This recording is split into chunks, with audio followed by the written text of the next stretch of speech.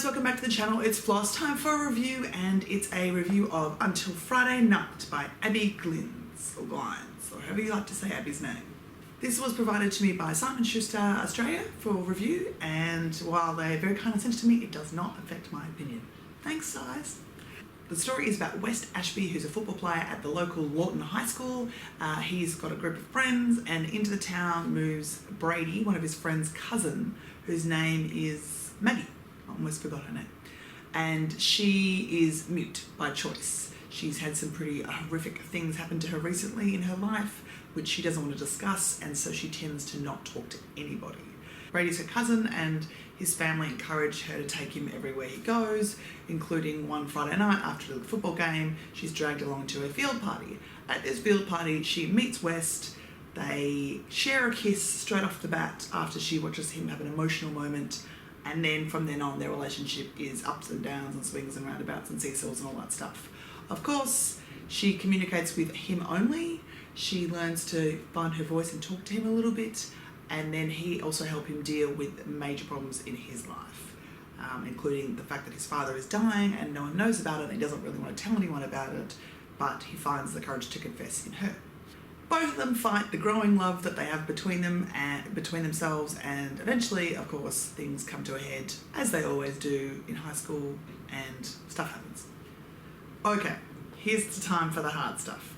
I didn't like this book. Not even like I liked it, elements and only. I didn't like it. I've read one Abbi Glines before.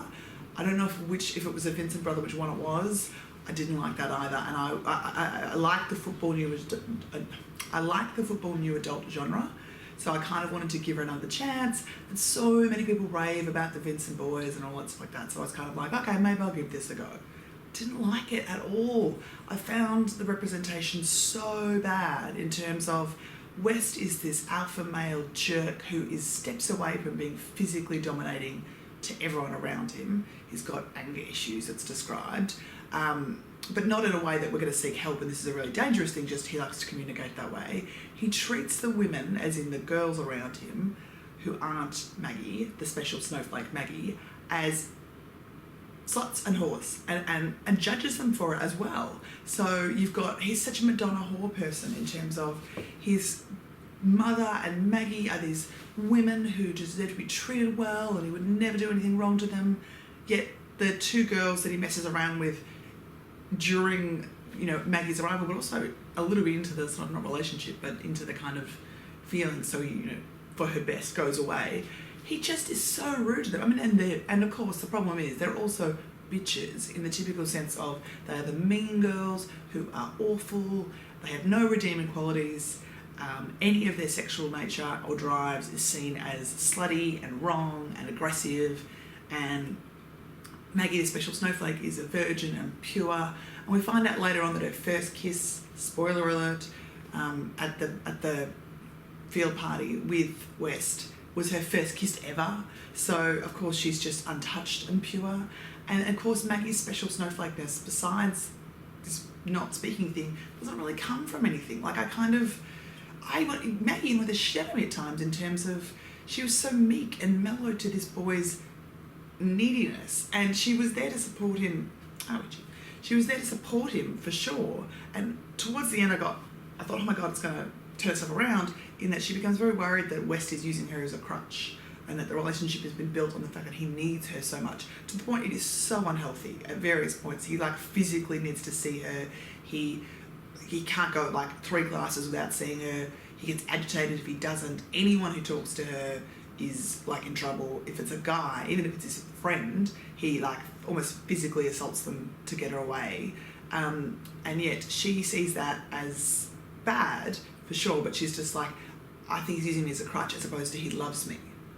So spoiler alert, I'm sorry, I'm going to do it, but when they get together at the end, it's because, not that he says, yeah, it's unhealthy the way I lean on you and I really need to get that looked at, but I think we can work our relationship and be healthy about it at the same time. He says, oh no, I'm not doing it because it's a crutch, it's because I love you.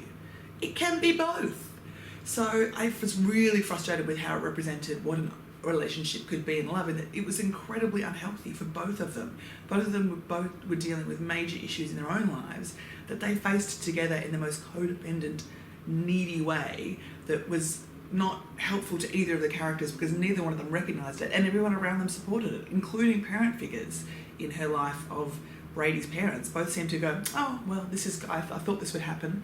Come on, parents, step up to the plate. I didn't like all the boys around West as well, who will probably be other characters down the track. I found them all to support and endorse the behaviour of women were playthings until a special snowflake woman comes along. Maggie has no girlfriends during this whole thing. There's not one single girl that she makes friends with. There's a girl that she has curiosity about towards the very end, who's clearly going to be in another book down the track, who she kind of says, oh, I don't understand why they're saying all these bad things about her and why she's back and da-da-da. But then West turns up and she just goes, and I forgot all about it. And you're like, girl, come on.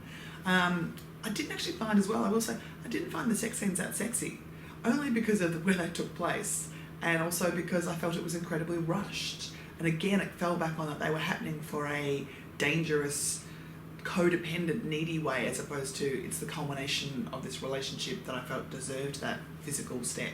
Or even if it didn't deserve the physical step, no discussion was had about had they gone in too fast on that, it was just, I wasn't enjoying it. So I'm sorry, I didn't like this at all. And I kind of think this is the example of where new adult and teenage romance books get a bad rap, in that it's poorly executed cliches, tropes that are dangerous in terms of the role models they present and how they represent relationships, and just general badness.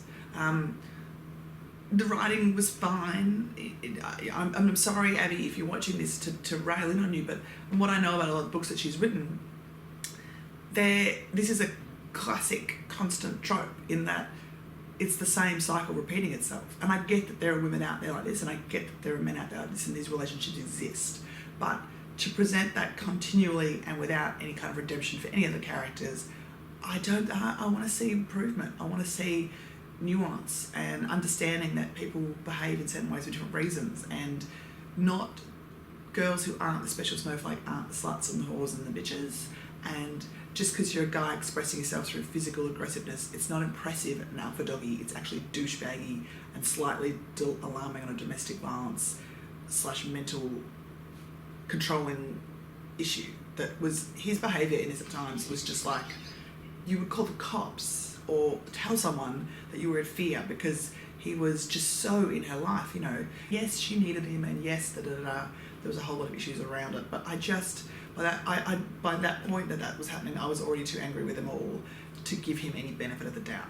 And I think maybe that's towards the end where, if the early work had been done better, I could have given things a benefit of the doubt or given characters a grace. In this book I couldn't. I found their actions dangerous and reckless, and not in a way that was deliberately done so that they could grow and change and learn, but in a way that was alarming. So that's that review. I did warn you at the very first when I launched this channel, if a book is bad, I'm gonna say it. I don't like doing that. There are a lot of books out there that people would deem bad books that I would defend. But I think a book like this, I'm not afraid to say when I don't like something strongly. So that's the first one I've really probably done that to. Sorry. If you're a fan of the book, I'd love to know your thoughts on it, please. I'm not someone who's going to yell at you for having your opinions. I encourage people to have different opinions about books all the time. I think it's warranted to have an honest and real discussion. And I think all power to you. If you're a fan of the books, let me know. If you're also not a fan of the books and you want to say, oh my God, yay, I found someone who feels the same way I do, please let me know. Is there an Abbi Glines, knowing that opinion and knowing why you would like me as a reader to read that you think would redeem that? I haven't seen any that's appealed to me, and every time I pick one up, I'm 2 for 2 now, and I've read a sampling of some others, it's not impressing me at all. So if you think there's one that can turn me around on Abbi Glines as an author, I'd love to hear your recommendations for it. Otherwise, I'll be back soon.